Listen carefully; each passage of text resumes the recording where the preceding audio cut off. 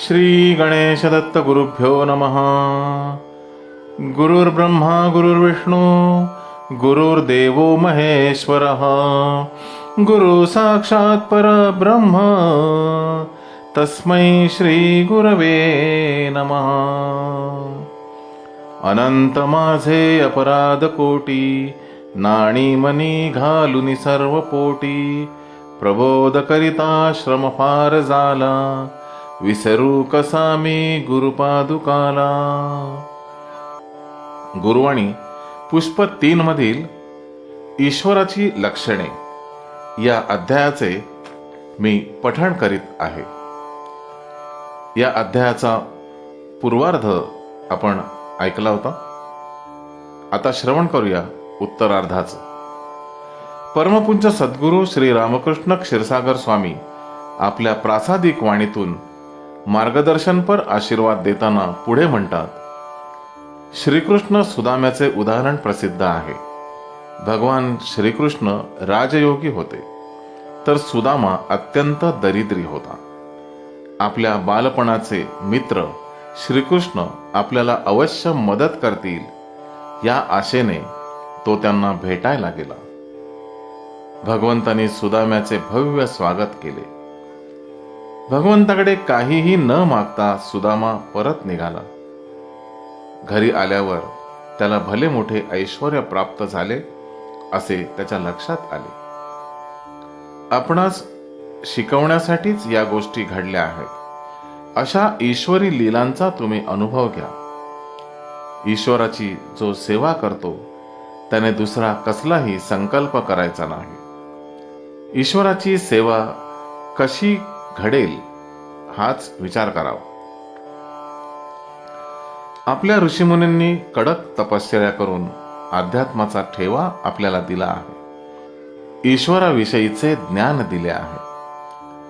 तेव्हा त्यांनी जे मत मांडले त्याला आव्हान देऊ नये. आव्हान देणं म्हणजे संकटाला आमंत्रण देणं होय.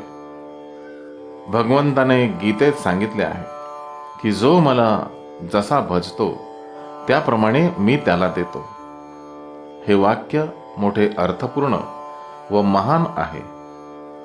भगवंत अनंत हस्ताने देणारा आहे. आपण तर 2च हातांनी घेणारे आहोत. सर्व सामर्थ्यवान भगवंताजवळ मागताना जर भक्त स्वतःच्या क्षमतेपेक्षा योग्यतेपेक्षा अधिक मागत असतील तर ते मिळत नाही. आपणावर जर भगवंताची कृपा होत नसेल तर आपले कुठेतरी चुकत आहे असे समजावे. आपल्यात दैन्य व मत्सर असतात म्हणून त्याची कृपा होत नाही. त्याच्यावर अढळ श्रद्धा आहे असे आपण म्हणतो. मग विरुद्ध अनुभव का घेतो? आपल्या मनात संशय असतो. तांदूळ कितीही निवडले तरी खडा कुठेतरी शिल्लक राहतोच व जेवताना तो नेमका तोंडात येतो. तसे हे घडते. आपली पात्रता व योग्यता कमी पडते.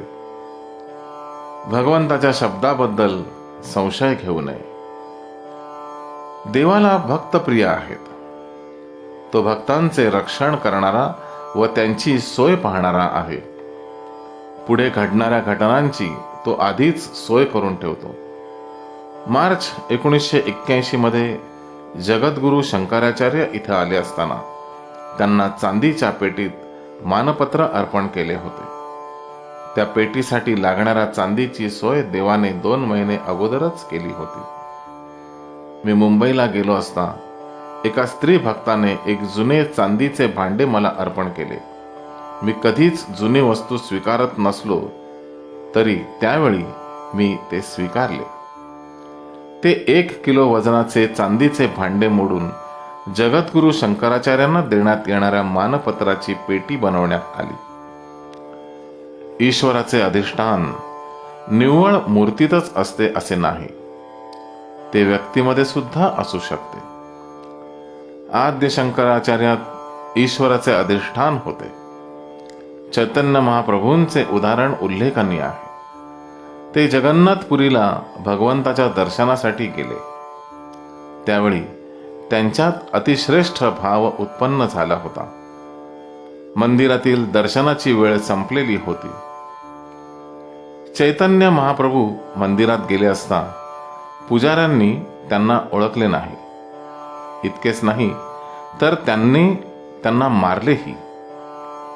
चैतन्य प्रभूंच्या पाठीवर वळ उमटले. तसेच वळ जगन्नाथाच्या मूर्तीवर सुद्धा उमटले. ईश्वराचे अधिष्ठान चैतन्य महाप्रभूत होते. संत नामदेवात सुद्धा होते. संत नामदेव भगवंताला मात्र खाऊ घालत होते. ईश्वराचे सजीव अधिष्ठान जिथे असते तिथे दर्शनासाठी जरूर जावे. ईश्वरी शक्ती अथांग आहे. सामान्यांना तिचे व्यापकत्व लक्षात येत नाही.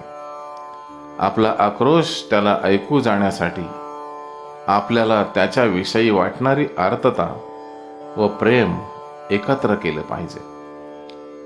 अग्नी व पाणी एकत्र आले की त्यातून वाफ निर्माण होते. त्याप्रमाणे भाव व प्रेम एकत्र आले की त्यातून लहरी उत्पन्न होतात व त्या ईश्वरापर्यंत पोहोचतात. जे ज्ञानी आहेत त्यांना ईश्वरी शक्ती संहारक न वाटता विधायकच वाटते. विधायक शक्ती ही नेहमी कार्यरत असते. ज्याच्या केवळ नामाने आधार मिळतो, मनाला शांती मिळते, ती शक्ती निश्चितच विधायक आहे.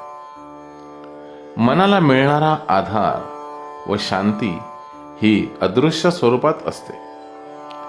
ही ईश्वरी शक्ती अनुभवावी लागते. सामान्यांना ईश्वरी शक्ती अनुभवता येत नाही. म्हणून तर्क कुतर्क करता कामा नये.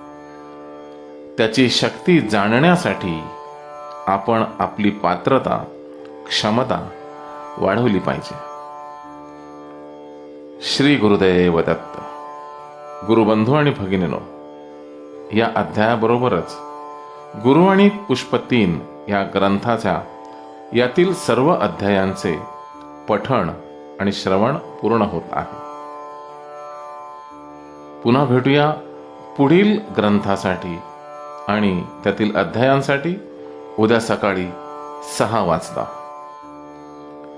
श्री गुरुदेव दत्त.